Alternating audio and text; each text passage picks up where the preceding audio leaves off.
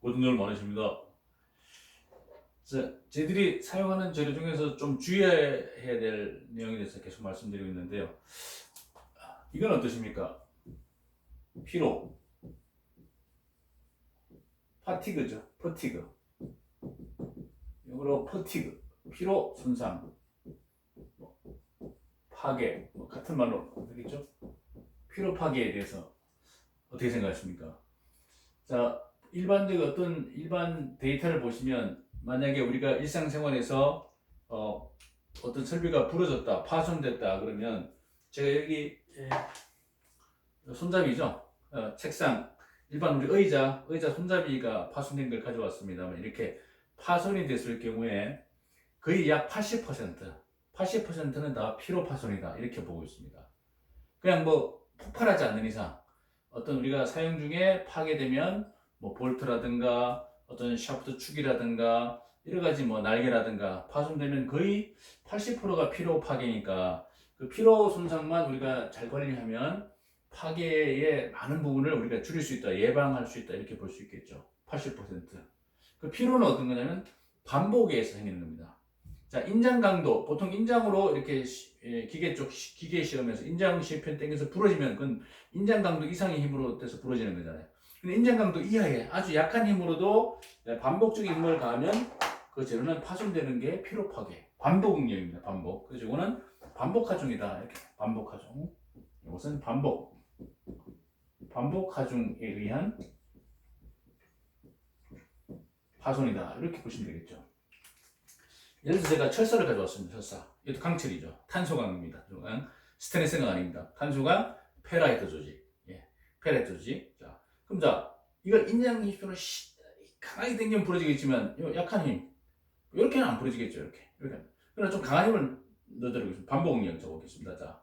자, 이거 한 번, 두 번, 세 번, 네 번, 다섯, 여섯, 일곱, 여덟 힘듭니다. 아홉, 열, 열하나, 열둘, 열세, 열네, 열다섯, 열여섯, 열일곱, 열여덟, 열아홉, 스물, 스물하나, 스물둘, 스물셋, 스물네, 스물다섯, 스물여섯, 스물일곱, 스물여덟, 스물아홉, 서른하나, 아유 땀납니다. 자, 이렇게 반복 응력을 가했을 때 부러지는 너무 강한 힘을 했지만 이렇게 어떤 일정한 힘 이상으로 반복 응력을 가하면 이게 부러지는 거. 이게 피로 파괴입니다. 현장에서 실제 이렇게 우리가 주위의 설비들이 이런 식으로 막 소성 변형을 일으키지 않겠지만 약한 힘으로도 장시간 많은 반복수를 가면 파괴되는 게 피로 파괴다. 그래서 피로 파괴가 한 80%가 피로 파괴라고 한다면 이 피로 파괴에 대해서 정확히 알고 우리가 대책을 강구하는 것이 상당히 설비라든가 우리 주위에 안전하게 우리 설비들을 이용할 수 있는 그런 대책이 되겠습니다. 자, 그럼 피로 파괴에 대해서 어떤 그 마스터 커브라는 게 있습니다. 피로 파괴에 대한 마스터 커브. 이런 커브가 하나 있습니다. 여기 보시면 자, 이쪽이 보통 N 커브라는 건데 SN 커브. 이건 스트레스. STRE 가해진 하중. 이건 넘버. 반복수입니다. NUM BR 이렇게 되겠죠. 스트레스 넘버. 하중 가해진 하중과 반복수가 되겠습니다. 이게 피로 손상의 마스터 커브입니다. 이런 커브가 하나 있습니다. 니은자 커브. 이런 커브가 있습니다. 니은자 커브.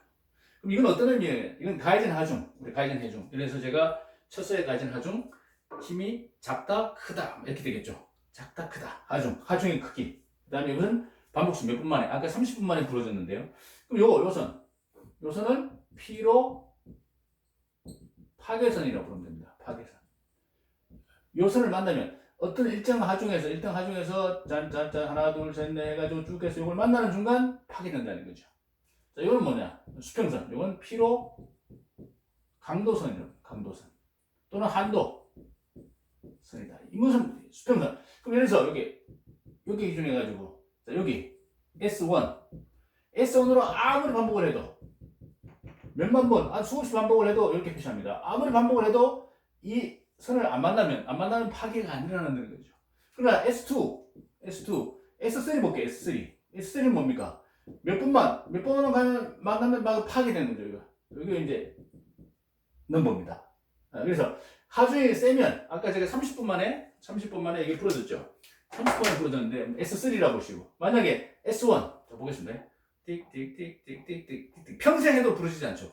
그래서 일정 하중 이하 피로 강도선 이하로 하중이 가해지면은 아무리 반복해도 이것은 영구적으로 피로 파괴는 일어나지 않는다. 부식되어 있겠지만 부식돼서 파괴될 수 있겠지만 피로도로 파괴되지 않는다. 이게 피로 파괴선, 피로 강도선입니다. 이런 커브가 마스터입니다. 그래서 우리가 재료를 설계할 때, 이 재료를 설계할 때 샤프트라든가 무슨 뭐 로터라든가 이런 것들 여러 가지 재료를 설계할 때 요 설계자는 요 피로 강도 S1, 요 피로 강도선 이하로만 설계를 하도록 이렇게 우리가 서로 약속이 되어 있죠. 그러면 요 기준 여기까지를 그러면 어느 정도의 힘으로 보느냐? 그러면 그 재료의 인장 강도의 약 3분의 1 이하. 인장 강도의 3분의 1 이하의 힘만 가해지도록 이렇게 설계를 하게 되어 있습니다. 그래서 만약에 어떤 샤프트가 있는데 축이 있습니다. 축에 인장 강도가 만약에 60kg/m제곱이라면 이 재료를 설계할 때 가해지는 하중, 이 축에 가해지는 하중은 3분의 1이니까 뭡니까? 3분의 1이니까 20kg/m제곱 이하의 하중만 가하도록 이렇게 설계한다 이거죠. 이게 피로에 대한 설계 되겠습니다. 설계는 이렇게 하는데 그런데도 우리가 80%가 파괴니까 왜 이렇게 파괴를 하냐면 설계는 잘했지만 사용하는 도중에 부식이라든가 하중이 늘어난다든가 조금 변형을 시킨다든가 이런 것들을 위해서 이 범위보다 초과되는 하중이 가야 되고 그 다음에 여러분 반복하다 보면 피로 파괴를 만나는 순간 파괴된다. 이게 피로 파괴의 마스터 커브 되겠습니다. 그러면 금속 조직별로 그러면 피로 파괴에 잘 견디는 거. 자, 오스트나이트가 강합니까? 페라이트가 강합니까? 예, 피로 파괴에 대해서는